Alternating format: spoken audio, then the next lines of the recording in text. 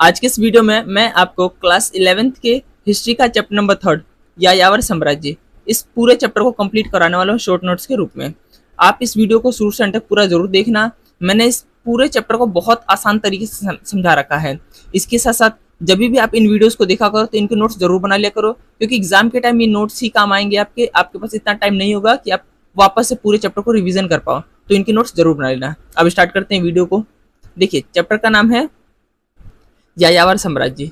अब इसमें हमें पढ़ना है, इस यायावर साम्राज्य में हमें पढ़ना है मंगोल साम्राज्य के बारे में। ठीक है, मंगोलों के बारे में हमें इसमें पढ़ना है, तो उसको हम डिटेल्स इसमें देखने वाले हैं। इससे पहले एक आप ये मैप देखो। ठीक है, ये जो है मंगोल साम्राज्य का एक मैप है। अब इस पूरे मैप में आप देखोगे तो जितना भी जो रेड कलर का है, देखो यहाँ पे देखोगे तो जो रेड कलर जो यहाँ पे लिखा हुआ है मंगोल साम्राज्य की सीमा, मतलब इस पूरे मैप पे जितना भी जो रेड कलर में है ये पूरा पूरा मंगोल साम्राज्य है। ठीक है, इसके बीच में जो ये एशिया जो यूरेशियाई घास का मैदान स्टेपी है, ये भी क्या है, ये भी उसी का ही पार्ट है। तो आप देख सकते हो जो ये वाला जो साम्राज्य है, मंगोल साम्राज्य है, ये आपको पूर्वी यूरोप में देखने को मिल जाएगा। इसके साथ साथ जो ये है मध्य एशिया आ जाएगा। ठीक है, ये पूर्वी एशिया आ जाएगा। तो पूरा एशिया कंप्लीट है इसमें, मतलब पूरा एशिया इसमें कवर हो रखा है। इसके साथ साथ यहाँ देखो तो यूरोप तक फैला हुआ है। तो इतना इतना बड़ा और इतना विस्तृत साम्राज्य को हम इसमें पढ़ने वाले हैं। तो अब देखते हैं कि करके सारे टॉपिक्स को इसमें। ठीक है, सबसे पहले तो हम जो पढ़ते हैं इसमें अवधारणा एवं विरोधाभाषा। देखिए इसमें होता क्या है। चैप्टर का नाम है यायावर साम्राज्य। यायावर साम्राज्य। ठीक है, अब एक चीज समझना इसमें, जो जो शब्द है यायावर, यायावर देखो तो यायावर जो होते थे ऐसे घुमक्कड़ पशुपालक थे जिनका कोई स्थायी निवास नहीं होता था। मतलब यायावर लोग वो होते थे जो एक स्थान से दूसरे स्थान भ्रमण करते रहते थे। ठीक है, मौसम के हिसाब से और अपने मवेशियों के हिसाब से एक स्थान से दूसरे स्थान जाते रहते थे। इन लोगों को स्थायी ठिकाना नहीं था। ठीक है, तो इसके साथ एक शब्द लगा हुआ है साम्राज्य, ये इसका विरोधाभास है। ठीक है, इस अवधारणा का विरोधाभास है, ये कहने का मतलब है। कहने का मतलब है यायावर साम्राज्य बन कैसे सकता है, क्योंकि यायावर तो वो लोग होते हैं जो स्थायी रुकते नहीं है, तो साम्राज्य इनके साथ लग कैसे गया? क्योंकि साम्राज्य जहाँ पे लगता है तो वो कहने का मतलब है, साम्राज्य का मतलब होता है जिसकी एक फिक्स सीमा होती है, जिसकी एक खुद का एक स्ट्रक्चर होता है, खुद की एक संस्कृति होती है, आर्थिक व्यवस्था होती है। ऐसा हमें देख यायावर लोगों के लिए ऐसा हमें देखने को मिलता नहीं है। तो ये यहाँ पे यही चीज एक विरोधाभास के रूप में देखने को मिलता है। हालांकि एग्जाम में पूछता नहीं है। ठीक है, इंट्रोडक्शन इसी से हो रखा था, तो इसलिए मैंने इसको प्रॉपर मैंने आपको चीजों को समझा दिया कि जो ये यायावर साम्राज्य है ये अपने आप में एक विरोधाभास का ही मतलब विरोधाभास देखने को मिलता है इतिहासकारों के बीच में। कई लोगों को मानना है कि जो यायावर साम्राज्य है, कई लोगों को मानना है कि यायावर साम्राज्य बन ही नहीं सकता, क्योंकि ये लोग तो एक स्थान से दूसरे स्थान भ्रमण करते रहते थे, तो ये साम्राज्य का रूप कैसे ले लिए। ठीक है, हालांकि इसमें हम पढ़ना है मंगोलों के बारे में, तो हम देखेंगे कि इन मंगोलों ने इन यायावर लोगों को किस प्रकार से व्यवस्थित किया और एक बड़े से साम्राज्य की स्थापना कर डाली। देखो, 11वीं और 12वीं शताब्दी में चंगेज खां ये वो व्यक्ति है जिसने मंगोल साम्राज्य की नींव रखी। चंगेज खां के नेतृत्व में मंगोलों ने पारंपरिक घुमक्कड़ जीवन को एक संगठित सैन्य तंत्र में बदलकर यूरोप और एशिया में एक विशाल साम्राज्य की स्थापना की। मतलब चंगेज खां के नेतृत्व में 11वीं-12वीं शताब्दी के अंदर मंगोल साम्राज्य की स्थापना देखने को मिलता है, क्योंकि इस जो चंगेज खां इसने क्या किया, जितने भी जो घुमक्कड़ जो जीवन यापन करते थे इनको एक संगठित सैन्य तंत्र में बदल दिया, और यही संगठित सैन्य तंत्र एक बहुत बड़ा साम्राज्य खड़ा कर देता है, जो हम देखने वाले हैं। इसके अलावा आगे देखते हैं। देखो, यायावर साम्राज्य के बारे में जानकारी। ठीक है, क्वेश्चन, यायावर साम्राज्य के बारे में जानकारी कहाँ से, मतलब कौन कौन से ऐसे स्रोत है जिनसे इनके बारे में जानकारी मिलती है। या फिर क्वेश्चन ये भी आ जाता है कि जो मंगोल हैं, ठीक है, मंगोल हैं, इनके बारे में जानकारी के स्रोत क्या है। तो देखो, यायावर या मंगोलों की बात करें तो इन्होंने स्वयं कोई साहित्य रचना नहीं की। ठीक है, इन्होंने स्वयं के लिए कोई साहित्यिक रचना नहीं की अपने लिए। उनकी जो जानकारी है हमें मुख्यतः बाहरी नगरीय समाजों के लेखकों से मिलता है।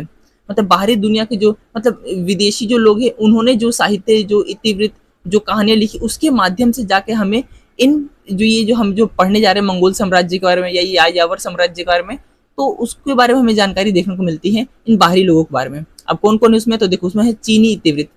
ठीक है, चीनी इतिवृत्त में क्या आता है कि जो चीनी जो साम्राज्य वृत्तांत व दस्तावेज, मतलब चीन से जितने भी हमें जो वृत्तांत मिले हैं, दस्तावेज मिले हैं, जिसमें उल्लेख किस चीज का है, तो इन यायावर लोगों का है। ठीक है, कि किस तरीके से लोग इनसे व्यापार करते थे। ठीक है, कई बार क्या होता था कि जो ये यायावर लोग हैं इनके जो जो चीनी जो नगर है, शहर है, उन पे आक्रमण कर लेते थे। उन सभी चीजों को हम आगे देखने वाले हैं। तो जब इन चीजों का मेंशन मिलता है तो यहाँ से इन लोगों के बारे में पता चलता है। इसके अलावा फारसी व अरबी स्रोत, कुछ फारसी और अरबी स्रोत भी हैं जो इनके बारे में मतलब कुछ बातों को बताते हैं, जैसे जुवेनी और रशीदुद्दीन। ये मतलब दो व्यक्ति हैं, अलग अलग व्यक्ति हैं, ठीक है। ये फारसी और अरबी जो है वहाँ से आते हैं ये लोग। इनके द्वारा रचित कुछ इतिहास हैं जिनके बारे में हमें देखेंगे अभी आने वाले उसमें, ठीक है। तो वो चीज़ें हमें देखने को मिलती हैं। इसके अलावा यात्रा वृत्तांत है जिसमें मार्को पोलो जैसे यूरोपीय यात्रियों का विवरण है, जिन्होंने क्या किया इस टाइम पीरियड पर यहाँ पे यात्राएं की और अपने यात्रा वृत्तांत में इन सब चीज़ों को मेंशन किया, ठीक है। तो ये मार्को पोलो यूरोपीय जैसी यात्रियों के विवरण भी देखने को मिलते हैं। तो ये वो दस्तावेज है जिनके माध्यम से हमें यायावर साम्राज्य या जो मंगोल साम्राज्य है उसके बारे में जानकारी प्राप्त होती है। आगे देखते हैं। देखो आगे है जो मंगोल है, मंगोल साम्राज्य और भौगोलिक स्थिति, ठीक है। क्योंकि देखो हमें तो इसमें ये यायावर साम्राज्य मंगोलों के बारे में ही पढ़ना है, ठीक है। इन्होंने किस प्रकार साम्राज्य स्थापना की उन सब चीज़ों को देखना है। तो अब देखते हैं इन सब चीज़ों को। तो देखो इसमें हम देखना है कि जो मंगोल साम्राज्य है इसका भौगोलिक स्थिति क्या है, भौगोलिक रूप क्या है, किन किन चीज़ों से मतलब कहाँ कहाँ तक इसकी सीमाएं हैं, ठीक है। तो देखो 13वीं शताब्दी के प्रारंभिक दशक, अब जो लाइन लिखा ना 13वीं शताब्दी के प्रारंभिक दशक, 13वीं शताब्दी का प्रारंभिक दशक कहने का मतलब 1200 से स्टार्ट हो जाएगा, ठीक है। 1210 1220 तक ये चीजें की बात हो रही है प्रारंभिक दशकों की। तो 13वीं शताब्दी के प्रारंभिक दशकों में यूरो एशिया मतलब यूरोप और एशिया महाद्वीपों में एक नई राजनीतिक शक्ति का उद्भव हुआ, ठीक है। क्योंकि इसी टाइम पीरियड पे जो चंगेज खां है इसने इस साम्राज्य की नींव रखी थी, ठीक है। तो इस टाइम पीरियड के आसपास एक नई राजनीतिक शक्ति का उद्भव हो रहा है यूरोप और एशिया के अंदर। चंगेज खां ने मंगोलों को संगठित किया, ठीक है। और इसकी राजनीतिक दूरदर्शिता मतलब जो चंगेज खां था इसकी राजनीतिक दूरदर्शिता काफी व्यापक थी, ठीक है। जैसे उसने जो क्या किया चीन को, तुरान को जिसको हम कहते हैं ट्रांसओक्साना, अफगानिस्तान, पूर्वी ईरान, रूस स्टेपी प्रदेश के विरुद्ध अभियानों का नेतृत्व किया। मतलब इस अकेले इंसान ने क्या किया, चीन को हराया, तुरान जो है या फिर जो ट्रांसऑक्सिन जो क्षेत्र है उसको कब्जा किया, अफगानिस्तान पे कब्जा किया, पूर्वी ईरान पे कब्जा किया, ठीक है। रूस का जो स्टेपी वाला क्षेत्र है उस पर कब्जा किया। इस तरीके से इसने अपनी सीमाओं का विस्तार किया, इसलिए उसको कहा जाता है राजनीतिक दूरदर्शिता। इसके अलावा उसके बाद उसके वंशज ने मतलब एक तो जो ये चंगेज खां है इसने अपनी सीमाओं का विस्तार किया, इसके साथ साथ जब ये नहीं रहा तो उसके बाद जितने भी जो इसके वंशज आए, ठीक है, इसके बारे में भी हम देखने वाले हैं। तो जो जो उनके वंशज आए उन्होंने भी क्या किया इसको आगे बढ़ाया, मतलब जो सीमाओं का विस्तार है, जो मंगोल साम्राज्य अपनी सीमाओं का विस्तार करने का प्रयास किया और करते भी हैं, ठीक है, सीमाओं का विस्तार किया। चंगेज खां जो था उसका जो पोता था उसके पोतों का नाम था मोनके। इसका जो जब ये शासन कर रहा था 1251 से 60 के बीच में इसका शासनकाल है। इसने क्या किया फ्रांस के जो शासक थे लुई नोवे, ठीक है, इसको डायरेक्ट चेतावनी दे डाली, धमकी दे डाली, ठीक है, कि ये लोग आएंगे और इनके साम्राज्य पे कब्जा कर लेंगे और इसको मंगोल साम्राज्य में मिला लेंगे। अब अगर ये बात करें फ्रांस की ना तो फ्रांस आप देखोगे, एक मिनट में आपको दिखा दूं, फ्रांस जो क्या है यूरोप के इस वाले हिस्से में यहाँ पे पड़ेगा आपका फ्रांस, ठीक है। तो जो ये यहाँ पे देखोगे तो ये जो मंगोल साम्राज्य कितना विस्तृत था कि वो किस तरीके से मध्य एशिया होते हुए, देखो यहाँ पे देखोगे मंगोल साम्राज्य, तो इन्होंने चीन पे कब्जा किया, ठीक है, मध्य एशिया होते हुए यूरोप में एंटर करते, यूरोप में लास्ट तक जाने की बात करते हैं। फ्रांस के जो राजा उनको वहां तक को धमकी दे डाली कि हम जो तुम्हारा जो साम्राज्य है उसको अपने अंडर मिला लेंगे, क्योंकि इनका मानना था कि पूरे जो पृथ्वी है उस पर एकमात्र शासक जो है वो चंगेज खां होना चाहिए, ये इनका लक्ष्य था, ठीक है। तो उसको हमने इसमें चीजों को देखा। इसके अलावा जो चंगेज खां था इसने क्या किया, इसका एक दूसरा पोता था उसका नाम था बाटू।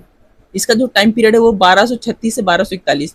इसने क्या किया रूस की भूमि को मास्को तक रोंद डाला, ठीक है, क्योंकि जहाँ पे वर्तमान में इसकी आज की राजधानी मॉस्को, तो रूस के मतलब रूस तक एंटर हो गया जो ये था बाटू था, और इसने क्या किया एक तरह का रूस को जीत लिया। इसके अलावा उसके आसपास जो पोलैंड पड़ता है, हंगरी पड़ता है, इन सब चीज जो राज्य इनको भी जीत लिया। तो इस तरीके से कि जो चंगेज खां था इसने तो सीमाओं का विस्तार किया ही किया, ठीक है।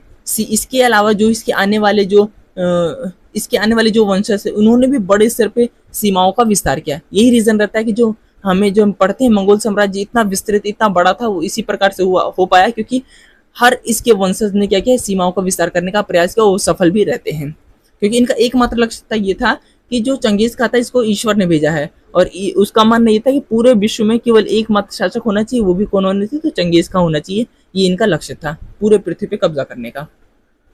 आगे देखते हैं, अगला है कि जो क्या है मंगोलों की सामाजिक और राजनीतिक पृष्ठभूमि, ठीक है। हम देखने वाले हैं कि मंगोलों जो मंगोल थे इनकी सामाजिक पृष्ठभूमि क्या थी, राजनीतिक रूप से किस तरीके से जुड़े हुए थे, क्या क्या चीजें थी इनके जीवन में। तो देखो मंगोलों की बात करें तो जो मंगोल मंगोल थे ये विविध जन समुदाय का हिस्सा थे। अब मंगोल को यूं समझो कि जो मंगोल हैं ये अपने आप में एक तरह का जन समुदाय है, मतलब अपने आप का एक कबीला है, ठीक है, एक छोटा सा कबीला है, पारिवारिक कबीला है।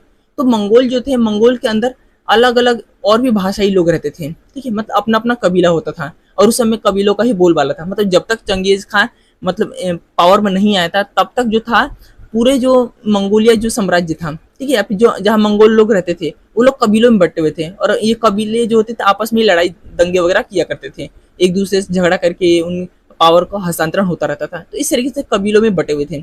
लेकिन जब ये आता है तब क्या करता है, इन सब लोगों को इकट्ठा करता है और जब इकट्ठा करता है तब जाके बहुत बड़ा साम्राज्य खड़ा हो पाता है, उसको हम देखने वाले। तो देखो जो मंगोल थे ये विभिन्न जन समुदायों में के निकाय थे, इसमें बहुत सारे भाषाई लोग थे, सांस्कृतिक लोग थे और इनकी परंपराएं वगैरह भी सारी चीजें अलग अलग थी।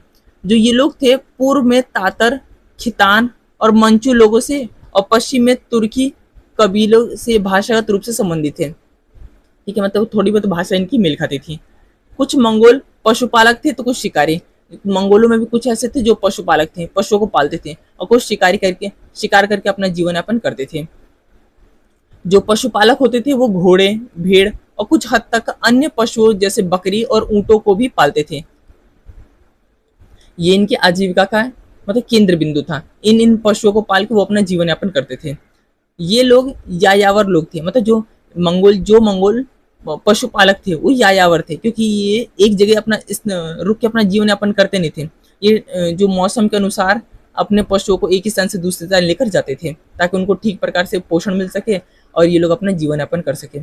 और ये मध्य एशिया के स्टेपी क्षेत्र में रहते थे, ठीक है, मतलब इस क्योंकि अब स्टेपी क्षेत्र बहुत बड़ा था तो वहीं पे ये लोग भ्रमण करते रहते थे और ये लोग एक जगह रुकते नहीं थे, इसलिए इनको यायावर कहा जाता था। लेकिन जो शिकारी संग्राहक लोग थे, ठीक है, मतलब जो मंगोल में, क्योंकि मंगोल के कुछ पशुपालक थे तो कुछ शिकारी संग्राहक, तो जो शिकारी संग्राहक है ये क्या करते थे, ये लोग पशुपालक कबीलों के आवास क्षेत्र के उत्तर में साइबेरिया के वनों में रहते थे, ठीक है। अब इसके अलावा ये लोग पशुपालन करने वाले लोगों की तुलना में गरीब थे, मतलब जो शिकारी संग्राहक थे ये लोग गरीब थे, किसकी तुलना में, तो पशुपालन करने वालों की तुलना में, क्योंकि इनके पास क्या होता था, ग्रीष्म काल में जो जानवरों का शिकार किया था, जो शिकारी संग्राहक लोग हैं ये क्या होते थे, जो गर्मी के टाइम में जिन जानवरों का शिकार किया करते थे उन्हीं के खालों का व्यापार करके अपना जीवन यापन करते थे। इसके अलावा देखो इनका अगर हम शिकारी संग्राहक लोगों की बात करें तो ये लोग रहते कहाँ थे, उत्तर में साइबेरिया वनों में इनका निवास स्थल था। अब जो साइबेरिया के वन थे ये मुख्यतः साल के अधिकतर टाइम ये बर्फ से ढके रहते थे, ये ग्रीष्म काल में थोड़ी बहुत इनको राहत मिलती थी, तो इसलिए क्या बहुत ज्यादा शिकार कर नहीं पाते थे। गर्मी के दिनों में जितना शिकार कर लिए फिर पूरे साल उसी के खालों का बेच कर उन्हीं से अपना जीवन यापन करते थे, इसलिए ये लोग पशुपालकों की तुलना में लोग गरीब थे। इसके अलावा यहाँ का मतलब जो मंगोल है, तो जो ये मंगोल है ना तो कृषि, ना ही पशुपालन और ना ही शिकारी संग्रह अर्थव्यवस्था आबादी का भरण पोषण करने के लिए प्राप्त थे। मतलब अगर जब मंगोलों की बात करें तो मंगोल जो लोग थे वो ना तो वो लोग कृषि कर पाते थे, ना ही ठीक प्रकार से पशुपालन कर पाते थे और ना ही ठीक प्रकार से शिकारी संग्रह अर्थव्यवस्था बना पाए, ठीक है। क्योंकि जो जहाँ पे अगर मंगोल की बात करें तो वहाँ पे वर्तमान में संसाधनों, ना सिर्फ वर्तमान में, उस टाइम पे भी संसाधनों का अभाव था, किसी भी प्रकार का वहाँ पे संसाधन उपलब्ध था ही नहीं, ठीक है। कि ना तो वहाँ पे ठीक प्रकार से कृषि, बल्कि कृषि तो ना के बराबर थी, ना तो वहाँ पे कृषि हो पा रही है क्योंकि एक बहुत बड़ा जो क्षेत्र था वो बंजर था, एक बहुत बड़ा जो क्षेत्र था वो स्टेपी घास का मैदान था, ठीक है, और एक बहुत बड़ा एरिया पहाड़ों और जंगलों से बर्फ से ढका हुआ होता था। तो ये रीजन है कि ना तो वहाँ पे कृषि हो पा रही होती थी, ना तो वहाँ कृषि अर्थव्यवस्था पनप पाई, ना ही पशुपालन अर्थव्यवस्था पनप पाई और ना ही शिकारी संग्रह। इसके अलावा अगर हम टोटल मिला करें तो जो टोटल आबादी है वहाँ की, अगर वो सोचे कि किसी एक अर्थव्यवस्था पे वो निर्भर हो जाए तो ये पॉसिबल नहीं था, ठीक है। ये रीजन रहता है कि ना तो वहाँ पे किसी प्रकार का नगरों का विकास हो पाया, क्योंकि अगर हम बाकी सभ्यताओं की बात करें तो देखने को मिलता है, या फिर साम्राज्य की देखने की बात होता है कि वहाँ पे धीरे धीरे नगर बसने लगते हैं, लोग आने लगते हैं, ठीक है, उनका जो जीवन यापन है वो बिल्कुल बदल जाता है। लेकिन यहाँ पे ऐसा कुछ नहीं होता है, ठीक है, मंगोल साम्राज्य के अंदर यहाँ पे ऐसा कुछ नहीं होता, कोई किसी प्रकार का नगरों का कोई विकास होता नहीं है। इसके अलावा जो मंगोल लोग थे ये लोग तंबुओं और जरों में निवास करते थे, क्योंकि इनके पास विकास का कोई दूसरा साधन होता नहीं था। अब इन लोग अपना जीवन यापन कैसे करते थे, तो एकमात्र इनके पास बचा व्यापार, और व्यापार ये लोग करते थे चीन के लोगों के साथ। मतलब जो चीज यहाँ पे, जैसे कृषि उत्पाद यहाँ पे कमी है, तो चीन से लोग कृषि उत्पाद को लेके आते थे, ठीक है, और अपने जो मवेशी के खाल और बाकी जो मतलब ऊन वगैरह जो भी है उन लोगों को दे के आते थे। तो व्यापार से ये लोग अपना जीवन यापन किया करते थे, वो उसको भी हम आगे देखने वाले हैं। इसके अलावा स्टेपी क्षेत्र में संसाधनों की कमी थी। जो स्टेपी क्षेत्र था वहाँ पे संसाधनों की बहुत ज़्यादा कमी थी, जिसके कारण मंगोलों और यायावरों को व्यापार और वस्तु विनिमय के लिए पड़ोसी जो चीन होता था, यहाँ पे पड़ोस में जो चीन पड़ता था, तो पड़ोसी चीन के स्थानीय लोगों के पास जाना पड़ता था। ये इनके पास विकल्प था, और दूसरा यहाँ पे कोई विकल्प नहीं था इनके पास। यायावर जो कबीले होते थे ये कृषि उत्पादों और लोहे के उपकरणों को चीन से लाते थे। कृषि के उत्पाद ला रहे हैं क्योंकि यहाँ पे खेती होती नहीं थी, लोहे के उपकरण वगैरह लेके आ रहे हैं, ठीक है, और ये लोग चीन से लेके आ रहे हैं। और घोड़े, फर, स्टेपी में पकड़े गए शिकार का विनिमय करते थे। मतलब जो ये लोग हैं ये घोड़ों से व्यापार करते थे, फर होता है, स्टेपी में पकड़े गए जो शिकार हो गए, इन सब लोगों को चीन के लोगों को देते थे। वहां से कृषि उत्पाद और लोहे के उपकरण को लेके आते थे। अक्सर जो ये व्यापार होता था ये लूटपाट में बदल जाता था और झगड़ों में तब्दील हो जाता था, जिससे जो चीन के लोगों को बहुत ज्यादा हानि पहुंचती थी। कई बार तो ये होता था कि ये सामान्यतः से व्यापार कर रहे हैं, कई बार ये देखने को मिलता है कि जो यायावर लोग हैं ये क्या करते थे, डायरेक्ट जो है लूटपाट पा जाते थे, झगड़े करने लगते थे। ये चीन के जो नगर होते थे, नगरों पे आक्रमण कर देते, अटैक कर देते थे, वहां से जो चीजें हैं उनको, जो मतलब कृषि उत्पाद और बाकी जो चीजें उनको लूट लाते थे, ठीक है, जिससे यहाँ के जो लोग हैं, जो चीन के लोग हैं, ये बहुत ज्यादा परेशान थे इन सब चीजों को लेकर। यही रीजन रहता है कि 8वीं शताब्दी ईसा पूर्व से ही जो चीन के में जो शासक थे इन्होंने अपनी प्रजा की रक्षा के लिए किलेबंदी प्रारंभ कर दी थी। और इसका जो मुख्य एग्जाम्पल है, जो बहुत अच्छा एग्जाम्पल है, चीन की महान दीवार, ठीक है, जो 3री शताब्दी ईसा पूर्व के आसपास बनाई गई थी, चीन की महान दीवार, जिसे आज वर्तमान में कहते हैं ग्रेट वॉल ऑफ चाइना, ठीक है, जो दुनिया की सबसे लंबी जो दीवार है वो चाइना की है। तो इसका जो निर्माण है इसीलिए किया गया था ताकि जो चीन की जो प्रजा उनकी रक्षा की जा सके इन यायावर लोगों से, जो कभी कभी तो व्यापार करते थे, व्यापार के साथ साथ कई बार ये होता था लूटपाट और झगड़ों में भी ये लोग ये सब चीजें दिखने को मिलती थी। तो अपनी प्रजा को इन सब लोगों से बचाने के लिए, ठीक है, ये सारी चीजें का मतलब प्रयोग किया गया था कि जो अपने पूरे पूरे साम्राज्य की किलेबंदी कर दो, ठीक है, जिसका एग्जाम्पल हमें देखने को मिलता है चीन की महान दीवार। इसके अलावा आगे देखते हैं, अब हम देखते हैं चंगेज खां के बारे में, जिसने इस पूरे साम्राज्य को खड़ा किया, ठीक है, इसके बारे में, इसके कुछ जीवन कार्य में चीजों को जानने का प्रयास करते हैं। तो देखो, जो चंगेज खां की बात करें तो इसका जो जन्म है वो 1162 ईस्वी के आसपास आधुनिक मंगोलिया, ठीक, वर्तमान में जो मंगोलिया है उसके उत्तरी भाग में ओनान नदी के निकट हुआ था, ठीक है। डेट मतलब उतना डेटा याद रखने की जरूरत नहीं है, इसका ये याद रखना कि इसका जो जन्म हो 1162 के आसपास हुआ था, ठीक है। इसके अलावा इसका जो प्रारंभिक नाम था वो तेमुजिन था, इसका पुराने मतलब प्रारंभिक नाम था। और उसके जो पिता है उनका जो नाम था वो था ये सुजेई, ठीक है, जो कि कियात कबीले का मुखिया था इसका पिता। इसके अलावा इसके जो पिता थे उनकी अल्प आयु में ही हत्या कर दी गई थी। और उसकी जो माता थी उनका नाम था ओलुइन इके। इन्होंने क्या किया, तेमुजिन को पाला और उसके सगे तथा सौतेले भाइयों को भी इसका पालन पोषण किया। इसके अलावा जो तेमुजिन का क्या होता था, अपहरण कर लिया जाता है बाद में जाकर, ठीक है, और उसको दास बना लिया जाता है। इसके साथ साथ ये भी देखने को मिलता है कि जो उसकी पत्नी थी, उसकी पत्नी का नाम था बोरेट, उसका भी अपहरण कर लिया जाता है। और जो तेमुजिन था या जो चंगेज खां था उसको अपनी पत्नी को छुड़ाने के लिए लड़ाइयाँ लड़नी पड़ी थी, क्योंकि उस टाइम पीरियड पे जो कबीले होते थे यही आपस में लड़ते रहते थे, ठीक है। और यही रीजन रहता है कि यहाँ पे बहुत ज़्यादा जो कबीले हैं वो आपस में लड़ते रहते थे, और हर एक कबीला अपने अपना एक परिवार टाइप होता था, उन्हीं के बीच लड़ाइयाँ वगैरह चलती रहती थी। जो तेमुजिन है इसने क्या किया, अपने जो मित्र ओंग खा की मदद से जमुका को पराजित किया। जो जमुका था उसका जो सौतेला भाई था वही था जमुका। मतलब एक टाइम पीरियड पे ऐसा था कि जो तेमुजिन था या जो चंगेज खा था इसका एक भाई था, तो सौतेला भाई था जमुका। अब और इसका एक बहुत अच्छा मित्र भी था, लेकिन एक टाइम पीरियड ऐसा आता है कि ये एक दूसरे के दुश्मन बन जाते हैं। तब जाके क्या है, तेमुजिन ने क्या किया, अपने मतलब अपना इसका एक दोस्त था जिसका नाम था ओंग खा, इससे मित्रता की, और फिर इन दोनों ने मिलकर इसको हरा दिया, जमुका को हरा दिया। और फिर उसने अपने पिता के हथियारे तातर के राइट, ये कबीले थे तातर के राइट, इनको मतलब पराजित किया। इसके अलावा नेमन लोगों को भी पराजित किया, ठीक है। तो ये भी कुछ कबीले थे, उनको भी इसने क्या किया, पराजित किया। इसके बाद क्या है, इस प्रतिभा के कारण, इन सब चीजों को देखते हुए 1206 के अंदर मंगोल कबीलों के सरदार, ठीक है, मतलब मंगोल कबीलों के जो सरदार थे, इनकी एक परिषद थी, उसका नाम था कुरिलताई। याद रखना, एक नंबर में पूछ रखा है, दो दो तीन तीन बार पूछ रखा है एग्जाम के अंदर, और मिड टर्म एग्जाम में तो पूछता ही पूछता है। तो 1206 के अंदर एक परिषद की मीटिंग हुई, और उस जो मीटिंग होती थी वो मंगोल कबीले के जो सरदार होते थे उनकी परिषद की एक मीटिंग थी, जिसका नाम था कुरिलताई।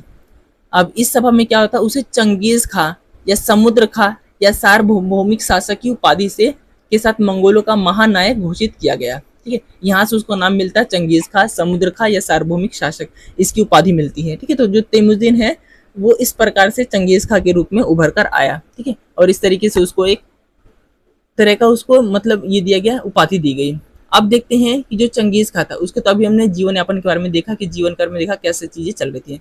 अब देखते हैं कि जो चंगेज खां थे इसके प्रमुख विजय अभियान, ठीक है, क्योंकि इसने बहुत बड़ा साम्राज्य खड़ा कर दिया था, तो इसका जो विजय अभियान है वो किस तरीके से रहा, किस क्षेत्रों को किस तरीके से जीता।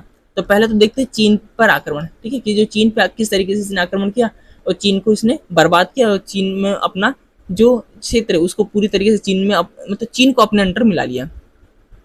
तो चीन की बात करें तो उस टाइम पीरियड पे जो चीन था वो 3 राज्यों में बटा हुआ था। ठीक है, एक राज्य था सीसिया नाम है उस राज्य का। ठीक है, देखो यह चीन के उत्तर पश्चिम भाग में स्थित था। इसके अलावा यहाँ तिब्बती मूल के लोग रहते थे, बस बहुत ज़्यादा डेटा याद रखने की जरूरत नहीं है। दूसरा जो इसका जो राज्य था वो था चीन राजवंश। ठीक है, ये लोग शासन करते थे। यह उत्तरी चीन में स्थित था, यहाँ जरचीन लोग शासन करते थे, और इसकी जो राजधानी थी वो पेकिंग थी। वर्तमान में जो बीजिंग है वही उस समय पेकिंग के नाम से प्रसिद्ध था। और जो तीसरा जो इसका राज्य था वो था सुंग राजवंश। ये दक्षिणी चीन में था। यह जो यहाँ होता था, यहाँ चीनी शासक शासन करते थे। इसके अलावा 1209 में चंगेज खान ने सीसिया लोगों को परास्त किया। अब जो सीसिया लोग है ना वो यहाँ पे रहते थे, सीसिया। ठीक है, ये एक राज्य भी और ये लोगों का एक कबीला है, मतलब लोगों का पूरा पूरा समुदाय है। तो 1209 के अंदर चंगेज खान ने सीसिया लोगों को हरा दिया। 1213 के अंदर चीन की महान दीवार का अतिक्रमण कर लिया, क्योंकि देखो जो चीन की महान दीवार बनाई किस लिए गई थी कि जो ये यायावर थे या जो मंगोल थे ये अक्सर व्यापार के साथ साथ लूटपाट भी कर दिया करते थे, जिससे चीन के लोगों को बहुत ज्यादा नुकसान होता था। तो चीन के लोगों को नुकसान से बचाने के लिए वहाँ शासकों ने ये दीवारें बनाई। ठीक है, तो ये जो महान दीवार जो ग्रेट वॉल ऑफ चाइना थी इसको भी अतिक्रमण कर लिया गया, इसको भी मतलब इसको पार करके वहाँ पे जो क्षेत्र है उस पर कब्जा कर लिया गया। और 1215 के अंदर पैकिंग नगर को भी लूट लिया गया। तो इस तरीके से टाइम टू टाइम धीरे धीरे क्या किया, चंगेज खान ने चीन पे कब्जा करना स्टार्ट कर दिया, यहाँ को जो प्रांत अपने अंदर मिलाना स्टार्ट कर दिया। तो पहला तो हमने चीन कर में देखा।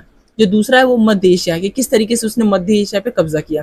तो 1219 से लेकर 1221 तक, ठीक है, जो ये 3-4 सालों का जो टाइम रहा है उसके अंदर उसने मध्य एशिया पे कब्जा किया।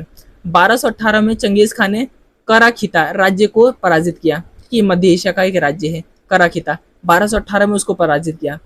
अब जैसे उसने कराखिता राज्य को पराजित किया, अब उसको क्या है, मंगोल साम्राज्य जो है, ठीक है, जो मंगोल जो साम्राज्य जिसकी स्थापना जो है चंगेज खान ने किया था, तो इसको हराने के साथ ही मंगोल साम्राज्य जो है अमुदरिया, तुरान, ख्वारज्म राज्यों तक विस्तृत हो गया। मतलब इसको हराने के साथ साथ क्या है, ये जो राज्य है ये भी मध्य एशिया के कुछ राज्य थे, इन पे भी धीरे धीरे उसने कब्जा कर लिया। और इस अभियान में बड़े बड़े नगर जैसे ओट्रा, बुखारा, समरकंद, बल्ख, गुरगंज, मर्व, निशापुर, हेरात को भी मंगोल सेनाओं ने पराजित किया। इसके साथ साथ और भी कई सारे राज्य तो ऐसे थे जिन्होंने इन सब चीजों को देखते हुए खुद ही आत्मसमर्पण कर दिया, और इन्होंने मतलब कि प्रस्ताव रखा कि ये लोग मंगोल साम्राज्य की जो मतलब एक तरह का जो अधीनस्था वो अपना लेंगे, मतलब मंगोल साम्राज्य के अंडर वो रहने को तैयार हैं। और जो जो राज्य ने मतलब ऐसा करने से मना किया उसके साथ युद्ध हुआ, और युद्ध में परिणाम ये निकलता है कि जो मंगोल की सेना है ये लोग जीत गए और बाकी जो कई सारे राज्य वो हार गए। ठीक है, तो इस तरीके से जो राज्य मान जाते थे उनका तो ठीक है, जो नहीं मानते तो उनको सैन्य कार्यवाही द्वारा मंगोल साम्राज्य में मिला लिया जाता था। तो इस तरीके से हमने मध्य एशिया को देखा कि किस तरीके से उसने मध्य एशिया को अपने अंडर मिला लिया। इसके अलावा हम देखने वाले यूरोप और भारत की सीमा, मतलब एक यूरोप तक ये लोग पहुंच गए थे, जो मंगोल की सेना है वो यूरोप तक पहुंच गई थी और भारत की सीमा तक आ गई थी जो ये मंगोल की सेना थी। तो देखो जो ख्वारज्म का जो सुल्तान था, तो ख्वारज्म का सुल्तान मोहम्मद, ये राजा का नाम था, इसने क्या किया, एक मंगोल राजकुमारी की हत्या करवा दी थी। ठीक ठीक है, जिसने क्या हो गया कि मंगोल जो सेनाएं थी अब इसका पीछा करने लगी। ठीक है, सुल्तान मोहम्मद का पीछा करते हुए अजरबैजान तक चली गई, और वहाँ पे क्या है, क्रीमिया में रूसी सेनाओं को हराने के साथ साथ उन्होंने कैस्पियन सागर को भी घेर लिया। ठीक है, अगर आप इसकी स्थिति देखोगे, यहाँ पे एक मिनट मैं आपको इसमें जरा मैप में इसमें दिखाऊंगा, तो यहाँ पे देखोगे आपको, यहाँ पे देखने को मिलेगा आपको कैस्पियन सागर। ठीक है, शायद इसमें तो है नहीं, यहाँ पे ये वाला जो है ये है कैस्पियन सागर। ठीक है, ये हो गया कैस्पियन सागर, ये बड़ा सा हो गया रूस। तो जो इनकी जो मतलब जो सेना है इस कैस्पियन सागर को जो क्या है घेर लेती है। रूस में क्या है, रूस के बड़े बड़े इलाके को भी इसी टाइम पीरियड पे इनको कब्जा कर लिया जाता है। तो हमने देखो हम इसको देख रहे थे ना, तो इसके साथ क्रीमिया के अंदर क्या है, रूसी सेनाओं को हरा दिया इन्होंने, इसके साथ साथ कैस्पियन सागर को घेर लिया गया। इसके अलावा दूसरी जो टुकड़ी थी, मतलब एक टुकड़ी तो मतलब इधर यूरोप की साइड गई, और इस तरीके से यूरोप में रूस को और क्रीमिया को, इसके साथ साथ जो कैस्पियन सागर उसको घेर लिया। और जो दूसरी जो इसकी टुकड़ी थी उसने क्या किया, सुल्तान के पुत्र जो इसका बेटा था जलालुद्दीन, इसका पीछा करते हुए अफगानिस्तान और सिंध प्रांत तक पहुंच गई थी। तो इस तरीके से एक टाइम पीरियड ऐसा भी था कि भारत की सीमा तक ये लोग आ गए थे। तो इस तरीके से हमें देखने को मिलता है कि जो इसने इसके विजय अभियान में किस तरीके से इसने चीन पे कब्जा किया, मध्य एशिया पे कब्जा किया, इसके साथ साथ यूरोप और भारत की सीमा तक ये लोग पहुंच गए थे। तो उन सब चीज़ों को हमने देखा इसमें। अब देखते हैं कि जो मंगोल जो सेना थी, तो मंगोलों की जो सैन्य व्यवस्था थी, युद्ध की नीति थी, वो किस तरीके से थी, किस तरीके से लोग इतना सफल हो पाए। तो सबसे बड़ा तो एक रीज़न ये रहता है कि कुशल घुड़सवारी एवं तीरंदाजी, क्योंकि घोड़ों की पीठ पर तेजी से गति करते हुए सटीक तीरंदाजी में महारत हासिल थी इनको। इनकी सबसे ज़्यादा जो स्किल जो चीज़ थी इस युद्ध में वो ये थी कि मतलब एक तो इनके पास घोड़े बहुत अच्छी क्वालिटी के होते थे, घोड़े पे अब सवार होके ये लोग तीरंदाजी करते थे। इनकी भी ये लोग प्रैक्टिस बहुत अच्छी थी इनकी, जिसके कारण ये लोग जीतते थे युद्ध के अंदर। इसके अलावा इन्होंने अपनी सैन्य व्यवस्था के अंदर दशमलव प्रणाली को अपना रखा था। मतलब अब सेना की जो टुकड़ी आती थी उसको दशमलव प्रणाली के रूप में इन्होंने गठित किया था। जैसे अब इसके अनुसार होता क्या है, जो सैन्य टुकड़ियां हैं इनका गठन किया था, जैसे 10 लोगों के एक ग्रुप बना दिया, 100 का ग्रुप बना दिया, 1000 का ग्रुप बना दिया, और सबसे बड़ा जो होता था वो 10,000, तो 10,000 सेनाओं का ग्रुप बना दिया, जिसको कहते थे तुमन। ठीक है, जो 10,000 लोगों का या जो सैन्य ग्रुप है उसको तुमन कहते थे। एक नंबर पर पूछ सकता है, याद रखना। इसके अलावा इनकी एक तकनीक थी घेराबंदी तकनीक और नेप्ता बमबारी तकनीक, इसका प्रयोग करते थे ये लोग। इसके अलावा युद्ध में हल्के चल उपसर्गों, ठीक है, लाइट पोर्टेबल इक्विपमेंट, इनका प्रयोग करते थे। इसमें होता क्या था कि वो लोग ऐसे हथियारों का यूज़ करते थे जो बहुत हल्के होते थे और इनको दूर दराजों तक लेके जाया जा सकता था, जैसे तीर धनुष हो गया, भाला हो गया, तलवार हो गया, इन सब चीज़ों का यूज़ वगैरह किया करते थे। और युद्ध में क्या होता था, इन जो ये जो लाइट पोर्टेबल इक्विपमेंट वगैरह होते थे इनका घातक प्रभाव वगैरह भी देखने को मिलता है। इसके अलावा इन लोगों को भूभाग और मौसमों की जानकारी हो गई थी, जिसके कारण वो हर क्षेत्र में अपने आप को ढाल लेते थे, चाहे वो रेगिस्तान हो, चाहे वो बर्फीले मतलब जो क्षेत्र हो या घास के मैदान हो। तो इनको मौसम के भूभाग की जानकारी अच्छी खासी हो गई थी, जिसके कारण वो अपनी सेनाओं को उन परिस्थितियों में ढाल लेते थे और वहाँ के जो लोकल लोग उनको हरा देते थे। तो यही रीज़न रहता है कि जो इनकी जो सैन्य व्यवस्था थी बहुत अच्छी थी, ठीक है, बहुत कारगर थी, बहुत फुर्तीली थी, और इनकी युद्ध की नीति भी बहुत अच्छी थी, जिसके कारण इन्होंने इतने बड़े साम्राज्य को खड़ा कर दिया। इसके अलावा आगे देखते हैं कि जो चंगेज़ खां था इसके उपरांत क्या हुआ, मतलब जब चंगेज़ खां मर गया, ठीक है, चंगेज़ खां जो है ये क्या 1227 के अंदर इसकी डेथ हो जाती है। तो जब चंगेज़ खां मर गया तो उसके बाद मंगोल साम्राज्य किस तरीके से क्या क्या चीज़ें देखने को मिलती है उसको हम देखने वाले हैं। तो देखो चंगेज़ खां की मृत्यु जो होती थी 1227 में हो गई, तो उसके बाद मंगोल साम्राज्य 2 चरणों में बट गया। जो पहला चरण है उसका वो 1236 से 1242 के तहत देखने को मिलता है, और जो दूसरा चरण है वो 1255 से 1300 के बीच देखने को मिलता है। अब प्रथम चरण में क्या होता है, रूस के स्टेपी क्षेत्र, बुल्गार, कीव, पोलैंड, हंगरी में भारी सफलता प्राप्त हुई। मतलब प्रथम चरण में इन क्षेत्रों को जीता गया। दूसरे जो चरण है इसके दौरान समस्त चीन को, मतलब 1279 तक पूरे चीन को जीत लिया गया, ठीक है, उस पर कब्जा कर लिया गया। ईरान, इराक, सीरिया पर विजय प्राप्त किए गए। तो इस तरीके से जब चंगेज़ खां की मृत्यु हो जाती है तो उसके 2 चरण देखने को मिलते हैं। ये चरण इस तरीके से हमने देखा, और उन क्षेत्रों को भी देखा कि किस चरण में किन किन क्षेत्रों पे उन्होंने कब्जा किया। इसके अलावा 1260 के दशक के बाद, ये 1260 के दशक के बाद पश्चिम के सैन्य अभियानों को शुरुआती आवेग की तरह जारी रख पाना संभव नहीं था।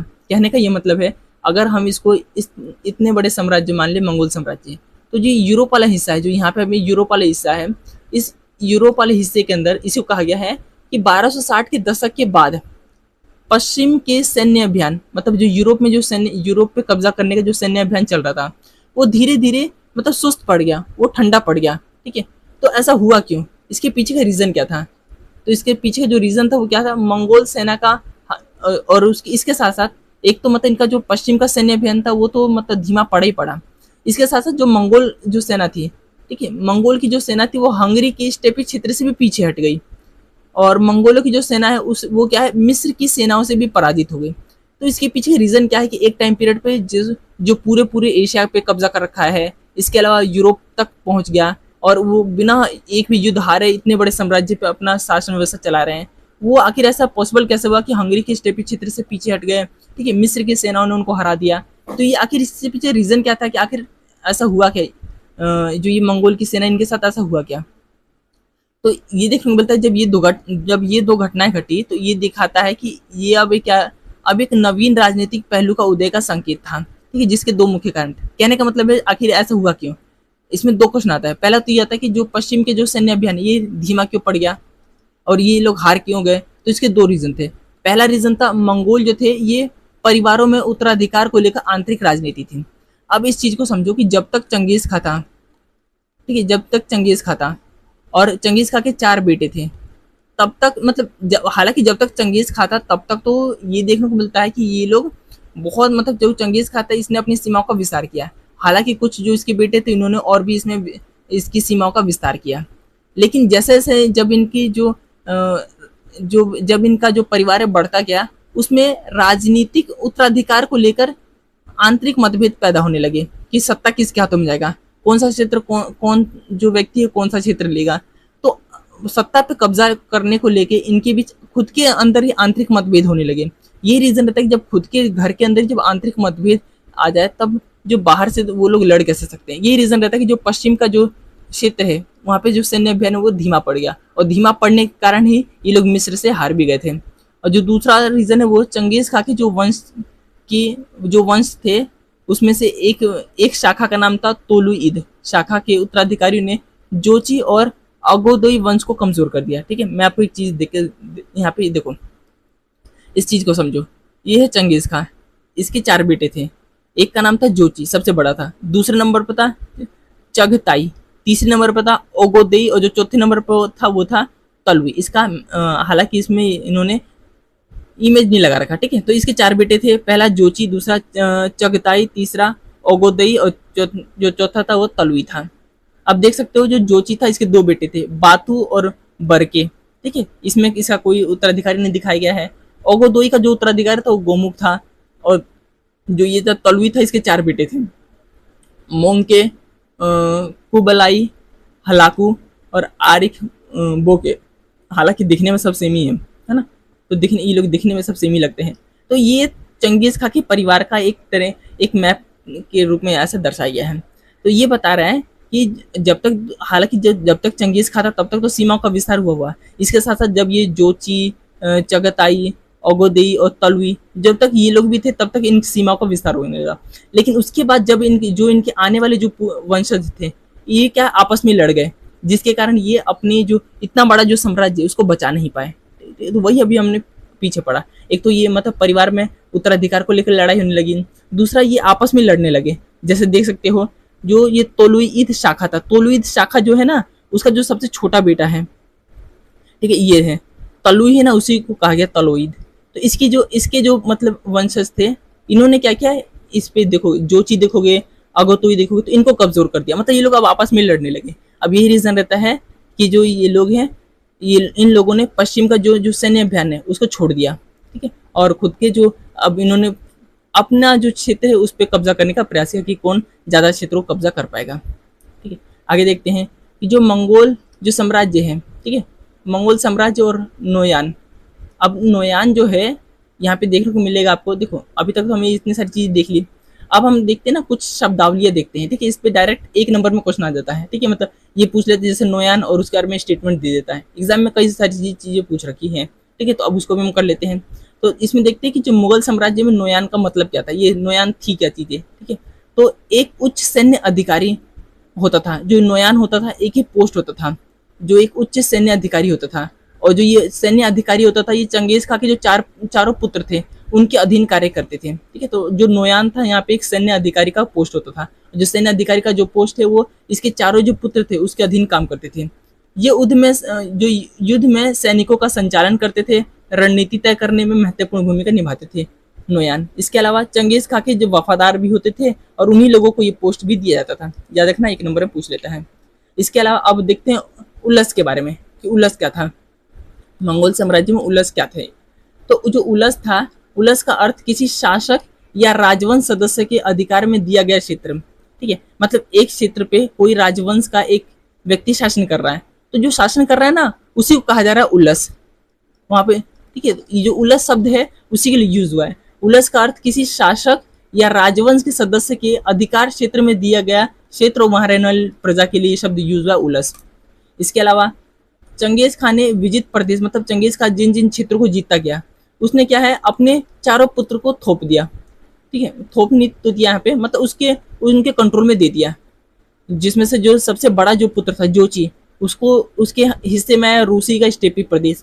जो दूसरा बेटा था उसका चगताई, उसको दिया गया तुरान का स्टेपी क्षेत्र और पामीर के पहाड़ वगैरह उसको दिया गया। इसके अलावा तीसरा जो पुत्र था अगोदी, इसको चंगेज खां का उत्तराधिकारी होगा, इसको ये बात कहा गया। और महान खान की इसको उपाधि दी जाएगी, ऐसा कहा गया। और जो सबसे छोटा पुत्र था तोलोए, ठीक है, इसको जो है उसको जो पैतृक भूमि थी मंगोलिया, उसको वो वाली भूमि इसको दी गई। तो इस तरीके से जो चंगेज खां है जिन जिन क्षेत्रों को जीतता गया उसको अपने बेटों में बांटता भी गया। इसके अलावा मंगोल साम्राज्य में हरकारा पद्धति, इसको देखते हैं। इसमें तो क्वेश्चन दो दो तीन तीन मारा रखा हरकारा पद्धति पे। तो जो ये हरकारा पद्धति है, इसके द्वारा राज्य के दूर दराजों में स्थानों को परस्पर संपर्क के रूप में क्या मतलब संचार की एक व्यवस्था थी हरकारा। अब इतने बड़े साम्राज्य में अगर कंट्रोल करना है तो इस हिस्से में से लेकर इस हिस्से में क्या हो रहा है, इस हिस्से से लेकर इस हिस्से में क्या हो रहा है, वो जो शासक वर्ग उसको पता होना चाहिए। अब इसको पता करने उस समय तो टेलीफोन वगैरह था नहीं, तो उस समय जो ये संचार की पद्धति होती थी वो हरकारा पद्धति होती थी। इसमें क्या होता था, अपेक्षित दूरी पे, मतलब एक फिक्स दूरी पे जो सैनिक चौकियां बनी होती थी और उसमें स्वस्थ एवं बलवान घोड़े होते थे और घुड़सवार होते थे जो संदेश को तुरंत पहुंचा देते थे एक चौकी से दूसरे चौकी के बीच में। और इस संचार पद्धति से या फिर जो ये व्यवस्था थी, व्यवस्था करने के लिए जो मंगोल यायावर थे वो कुवकुर कर प्रदान करते थे। मतलब यहाँ के जो मंगोल यायावर लोग थे वो जो टैक्स देते थे, कुवकुर जो टैक्स वो लगता किसके लिए था, वो जो कर है यूज ही किया जाता था इसके लिए, हरकारा पद्धति के लिए, क्योंकि इनसे को लाभ होता था इसलिए लोग टैक्स देते थे। और जो टैक्स इनको विवश नहीं किया जाता, ये लोग खुद से ही देते थे ये टैक्स। इसके अलावा इस पद्धति की जो गति है वो विश्वसनीय यात्रियों को आश्चर्य में डाल देती थी, क्योंकि ये ऐसा कर पाना उस टाइम पीरियड के लिए बहुत ज़्यादा मुश्किल था। कि मतलब एक तो मतलब इतने बड़े साम्राज्य पे लोग शासन कर रहे हैं, इसके साथ साथ सारी सूचनाएं भी ये लोग रख रहे हैं, और ये सारी सूचनाएं टाइम ट्रेंड कैसे पता चल रही है, तो इस पद्धति से पता चल रही है, ठीक है। तो उस टाइम पीरियड के लिए ये विश्वास कर पाना इस पे असंभव की तरह था। इसके अलावा एक शब्द है यास, इसका याद रखना कि जो चंगेज खान था उसने क्या किया, विधि संहिता बनाई थी, उस विधि संहिता को कहा जाता था यास। तो इस तरीके से मैंने इस पूरे चैप्टर को एक शॉर्ट नोट्स के रूप में कंप्लीट करा दिया है। अगर आप इनके नोट्स बना लोगे तो फिर आपको वापस से बुक पढ़ने की जरूरत नहीं पड़ेगी। एग्जाम के टाइम आप आसानी से इसको रिवीजन भी कर पाओगे, जिसके कारण अगर आप देखोगे पीवाई की क्वेश्चन लगा के देखना, पीवाई की क्वेश्चन जब आप लगाओगे तो आप पाओगे कि जो सारे जो क्वेश्चन है वो आपको इसी नोट्स से ही देखने को मिलेंगे। और इस तरीके से आने वाले जो टाइम है मैं और भी सारे वीडियोज़ को और सारे चैप्टर को इसी तरीके से कवर कर लूँगा।